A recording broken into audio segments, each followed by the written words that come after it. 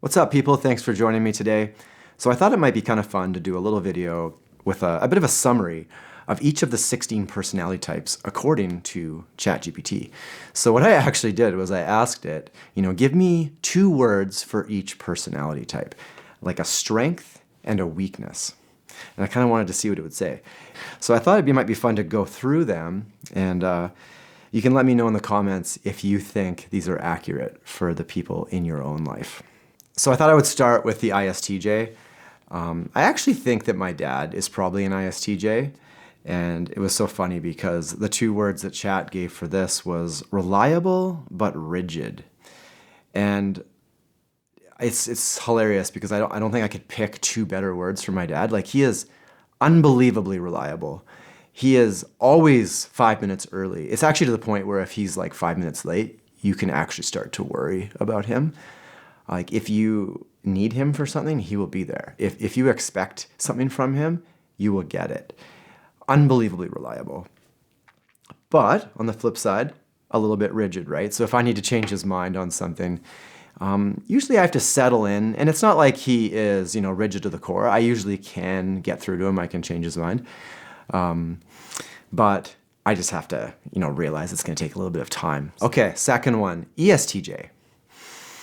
So an ESTJ, organized but controlling. They say that ESTJs are some of the perfect managers just because they are super organized. They can organize people, all the tasks that these people have to do, like project manager, stuff like that.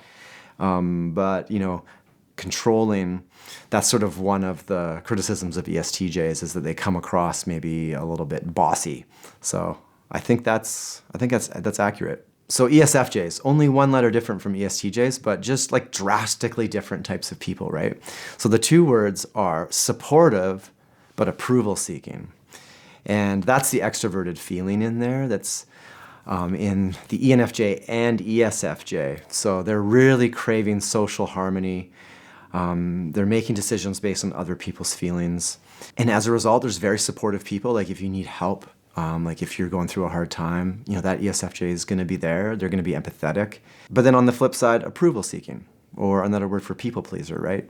So that can be the weakness of any of the types that are high in extroverted feeling, is kind of, succumbing to that pressure to people please. All right, so the introverted version of that would be the ISFJ. And the 2 words are nurturing but overwhelmed. So one of my good friends, his wife is an ISFJ, I suspect. And I feel like this is perfect. Like, this perfectly describes her. She's very nurturing. She's a mother. She's got 4 kids. Very kind, very supportive of her kids. But at the same time, she is overwhelmed a lot of the time. Like, it just seems like she's got a lot on her plate and like sort of at the limit. So like the ESFJ, they really care. And I think sometimes that can lead to just maybe taking on a little too much. It's almost like this duty that they take on. It's like a duty-based personality. And there just can be caretakers, and unfortunately then they just end up a little overwhelmed. They've taken on a little too much onto their plate. Okay, so next is the ESTP. And to be completely honest, it's funny, I just have no ESTP friends in my life. I don't think I have any ESTP family members either. So it is a personality that I have very little experience with. And I wonder if there must be a reason why I don't have any ESTP friends. But the 2 words that ChatGPT came up with for the ESTP was energetic but reckless. And they say the ESTP, like for men, it's like the classic alpha male personality. And obviously there are women versions of that too, but it's that same kind of energy. It's that alpha energy. And so the ESTP and ESFP, they're dominant extroverted sensors. So they're really craving these like sensory experiences. They're probably going to run into a lot of these types of experiences. But then as a result, they might not really think it through before they jump into that. And so maybe they end up a little reckless. So energetic but reckless. Maybe another word to say that instead of reckless would be energetic but impulsive. Kind of just jumping into these experiences. So the next one is the ESFP. And one of the names for the ESFP is like the entertainer personality. So all the SP personalities are really adventurous and they like their sensory experiences. Whereas the SJ personalities, they're more, introverted sensors. They past experience, duty-based. They sort of know what they should be doing a lot of the time. The SPs, on the other hand, are a lot more like free-spirited.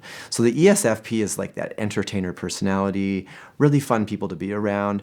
Really sensory experience focused, just like the ESTP, except now they've got the introverted feeling in there. So they're going to be making decisions based on their values a lot. Yeah, ESFP is so vibrant. That's a perfect word to describe them. Like, so full of life, so full of energy, super fun people to be around, but distracted.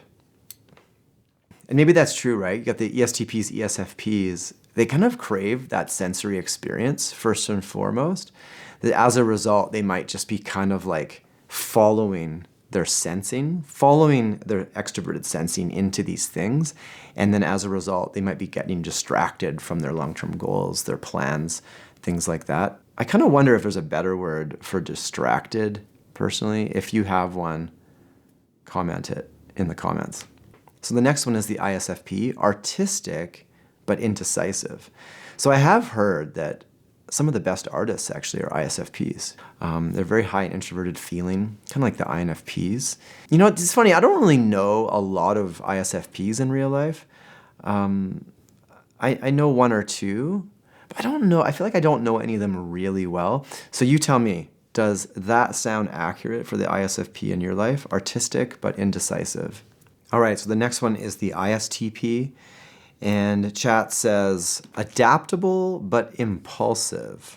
So I've been doing a lot of jiu-jitsu this past year. Actually, I started it from scratch 1 year ago, and I'm now a 3-stripe white belt.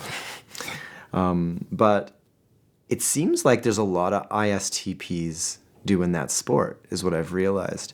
And ISTPs are high in introverted thinking, but they're extroverted sensors. They've actually got the introverted intuition in their third spot.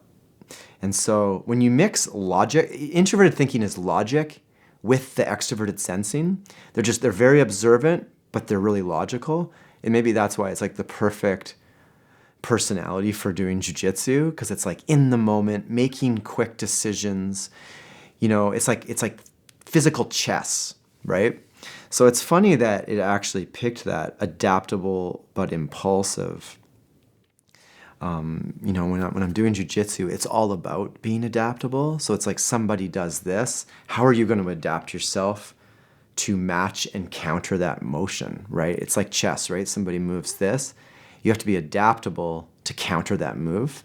Adaptable but impulsive. So again, they're that extroverted sensors that are going to kind of seek those sensory experiences. And so that might put them into that kind of impulsive category where they kind of jump into experiences without maybe fully thinking about it. So far we've been dealing with S's or sensors. Let's start with the ENTJ. This is a really interesting personality. And for like a long time, people thought that INFJs were maybe the most rare personality. But I've seen some data recently that suggests that maybe ENTJs are the rarest type, and maybe female ENTJs might be the rarest combination. But ENTJ, ambitious but insensitive. And so one of the words for the ENTJ is the chief. And these people are just excellent strategists. They can really implement things, really smart, really intuitive. They've got the introverted intuition in their second spot, which makes them excellent long-term planners and sort of goal-oriented people. So when it says ambitious, like that makes perfect sense. Like it's like, I have one close friend who's an ENTJ that I suspect that she is. And yeah, she's like wickedly smart, got lots of energy. And when she really locks onto something that she wants to do, she just does it. Simple as that. And she does a really good job.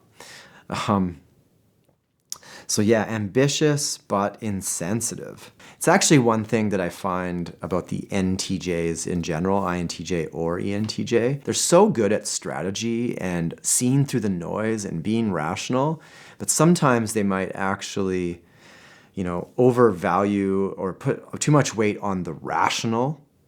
And then as a result, it kind of overlooks people's feelings sometimes. So that's kind of the battle of the NTJ, I think. So to be honest. Ambitious but insensitive, maybe in the worst case. They're not always insensitive, obviously, but I would say that's probably, that's the struggle. All right, so the next one is the ENTP, and the two words are inventive but argumentative. Inventive. Like, I got a friend, one of my closest friends is an ENTP. At least I suspect him of being an ENTP. And I swear, he is, like, inventive is literally one of the best words to describe him. It's funny because sometimes I'll try to give him ideas. He runs a whole bunch of different businesses. He's extremely successful. And sometimes I'll try to give him ideas. And what I've realized is there's almost no idea that I can give him that he hasn't already thought of, he hasn't already considered. I'm like, hey, have you ever thought about doing this in your business? And he's like, oh yeah, I already, I went down that road and then this. It's almost like the ideas, the possible ideas are literally the realm of the ENTP. It's amazing. However, argumentative, I think my friend, he's like, we can have these like long conversations. It's an amazing personality for having like a really good conversation with. He loves to talk about all these different ideas. But yeah, maybe that's the downside of a person who has thought a lot, has a lot of different ideas, is quite smart. Kind of is, he does things too. Like, he just goes and does stuff. So he's a lot of experience. Maybe the downside of that is maybe he's pretty sure in his ways. He kind of knows what he knows, and it's hard to maybe change his mind on stuff. And so maybe that's where the argumentative comes from. Yeah, I kind of wonder if there's a better word than argumentative as the downside for that. Let me know. Do you have any ENTPs in your life? Tell me what you think. All right, so INTJ is next. INTJ is one of my favorite personalities to talk about. I don't know why, but like at least half my friends that I've ever had are INTJs. It's just a very popular personality to be in my life. So the two words that chat came up with are strategic but detached. Strategic, 100%. I don't even know if there's anybody more strategic than INTJs. I mean, INFJs are also quite forward-thinking, very good planners. I mean, both these types have dominant introverted intuition, so they're both can be really good at like goal-oriented stuff, working through a plan, kind of working towards some vision in the future. The INTJs, like I said, though, along with the ENTJs, are just a little more rational, so they're just more strategic than the NFJs. Truly amazing, really, what an INTJ can accomplish. One of the words for them is the architect. It's like the person who has all the pieces in their mind. They can see the big picture and they can just plow through and get to that goal. However, detached. And like I was saying about the ENTJ, that is one kind of downside with the NTJs is they kind of push away, considerations for other people's feelings sometimes. So they kind of lean hard into the rationality and sometimes can overlook people's feelings. So that's probably the detached. And due to the introverted intuition being their dominant function, they can kind of live in their heads and they kind of live in that intuitive state that doesn't necessarily need to be extroverted. So in order to extrovert, they fall to their second function, which is extroverted thinking. Which again is a very rational, data-driven facts process, right? So it's not until their third function where they fall into the introverted feeling. And now you get a little bit more values and value-based logic in that introverted feeling. But again, introverted feeling is very internal as well. And so I think when you combine introverted feeling and introverted intuition, it kind of just makes that person a little more detached from the outside world, and they can kind of just exist in themselves quite well. So into the INTP, the two words are analytical but aloof.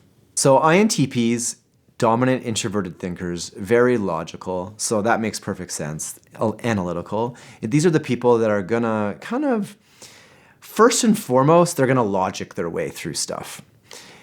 And it is funny with INTPs, I have noticed this sense of aloofness, so I think it might be a good word. I think they kind of detach, they kind of act a little bit more in the background. They're not like pushing forward like other personalities into the spotlight, so they're kind of background personalities. So, that aloof That might be a good word. Yeah. If you have a better word, comment it below. But INTPs are dominant introverted thinkers, extroverted intuitives, and then introverted sensors. So, yeah, I think aloof. I think aloof's a good word. Okay, let's move on to the NFs, which is where I live. There's 4 personalities in the NFs. So first of all, ENFJ. Charismatic, but overbearing. And that's kind of funny. I wonder sometimes because I love ENFJs. ENFJ is one of my favorite personalities, favorite people to hang out with. A couple of my closest friends are ENFJs. And charismatic, I mean, that's a great word for them. It's like these people, they're outgoing, they're amazing mentors, they care for everybody, they're very empathetic, they're always reaching out. Relationships are so important to ENFJs. Communication, all these types of topics are like the ENFJ's bread and butter. So charismatic. Yeah, I'd almost put charismatic, I'd almost use the word like charmers as well. They're just so good at like meeting you where you're at and making you feel seen and heard. So definitely that. Charismatic, but overbearing. And I feel like this could be a personality thing on whether you see that as overbearing or not. See, for me, I don't find ENFJs overbearing because I enjoy that intense relationship energy that they bring. However, if you were like an avoidant person or you're another personality type that doesn't put, really communicative relationship styles at the forefront, like right front and center, then you might think that the ENFJs are a little over the top. Like they're a little intense with that relationship energy. So yeah, maybe overbearing is the right word. As an INFJ, I don't find them overbearing though. So let me know. What do you think about ENFJs? ENFPs, a super interesting personality. One of the most unique personalities. Like you can just see ENFPs from a distance almost, just the way they express themselves. But the 2 words are inspirational, but unfocused. So we have one ENFP in our life that's quite close to us. And like, honestly, this is so accurate. She is very inspirational. She has so many ideas. She has all these things she wants to do. But for sure, one of the biggest weaknesses of the ENFPs is sometimes they have a hard time just sticking to something. So they have amazing abilities to think of new ideas. They might even start a new idea, but now they just need to like finish it, right? And that's exactly where they struggle. Oftentimes, the ENFPs or INFPs as well, they'll have all these unfinished projects lying around. They're great at starting new ones, ENFPs, but maybe not so great at finishing. And so unfocused, that's probably just, if you had to think of a single word to describe that, it might be unfocused. So I would say that is 100% accurate. So second last one is the INFP. And INFPs, dominant introverted feelers. And the 2 words are idealistic, but unrealistic. So what they say about INFPs is like square peg in a round hole. That kind of describes the INFPs thing. And they are so value-based.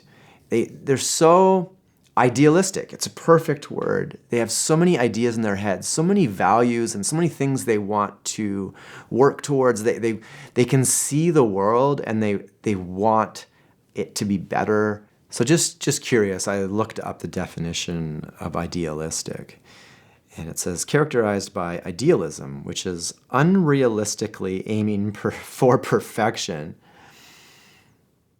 I mean, that might be a bit of a negative way to look at idealism, but here's another thing. When you're idealistic, you dream of perfection, whether in yourself or other people. So I think a lot of times INFPs, when they're in their idealistic state, they're kind of looking towards this perfect world, and they would really like to create that. So, I mean, I don't think that's a negative thing. But, what's the flip side of doing that? Idealistic, but unrealistic. So a healthy INFP will be able to recognize that, okay, that is my ideal, but maybe it's a little too much. It's a little too perfectionistic, and then they can back off it and then make something more realistic. But in the worst case, they will be completely unrealistic in this idealism. And sometimes they can have really high expectations on people and things like that. And like, an unhealthy INFP, it's like people can't live up to the perfectionism, or they have this perfectionism on themselves and it's like they don't like themselves because they can't quite reach the level that they think they should be at. So it's INFPs, in the worst case can be a little bit tortured that way, is sort of what I think. But at the same time, very amazing people on how they can use that idealism to kind of bring about a better world for people, especially in realms of art. Like I know one INFP that he's quite a well-known musician, and his lyrics just really embody a lot of those INFP attitudes. All right, last but not least, the INFJ, which is my personality. Visionary, but overthinking. So INFJs, like the INTJs, are dominant introverted intuitives, and introverted intuition is a very interesting process that a lot of people find very mysterious, but seeing patterns is a big part of it. So you have all these pieces and you collect all this information, and it helps you kind of see the pattern. And so if you'll notice, INFJs are often putting together these puzzles and coming to these conclusions that aren't really often very obvious to other people, right? And they can kind of see through the noise and kind of see the future in a way. But yeah, what's the downside of being quite visionary, looking towards the future, trying to put all those puzzle pieces together, trying to figure it out, make sense of it? It's like you're trying to make models of people. You're trying to model the world in order to predict things, right? What's the downside of that? Overthinking. Very common in INFJs. A lot of us sit around and just overthink ourselves into holes a lot of the time. So one thing that can really help INFJs is using their extroverted sensing, which happens to be our inferior function. So it's something that maybe we try to push away or not use. But the sensory experience, if we can lean into it and use that and seek it out, it's one of the best ways that we can get information for our intuition to work properly. But it also happens to be something that INFJs kind of push away a lot of the time. I was talking about this with a friend recently, and I think really the difference between a healthy INFJ and an unhealthy one relates to how well they push themselves out into the world to collect good information. Data, which would be extroverted thinking. INFJs traditionally aren't really very good at that. But if they do it, if they can collect facts and data, now they can use it in their intuitive process to help form conclusions. If they can go out there and get extroverted sensing experiences, like using your eyes and feeling and touching, you can now gain experience, which then can be fed into your intuition to come up with conclusions about how humans work and how these situations work, and help model the future, which is kind of that visionary thing. So a lot of times INFJs seem to almost know the future without really knowing how they know it. So that's that introverted intuitive process. So yeah, I would say visionary but overthinking is pretty accurate. All right, so that was all 16 of the types, strengths and weaknesses according to ChatGPT. I, in general, thought that was pretty well done. And lately, it's amazing as these AI models improve and they come up with new versions. I'm just becoming more and more amazed with AI. It just seems to be thinking more and more. Like I'm a programmer traditionally, and I run e-commerce businesses. That's my main business or my main source of income, and I've been using it to program, and it's truly amazing. I go back and forth on the AI and whether it's a good thing or a bad thing, but the reality is there's no point because it's here and it's only getting better. And I think if we use it properly, it can be a really good tool, especially to like summarize information. Something like this, right? Like you can take all this information, give me 2 words. What do you guys think? Any of these words that could be better? Maybe, do you disagree? Do you agree? Let me know in the comments. Thanks for joining me, and hope you have a great day. See you later.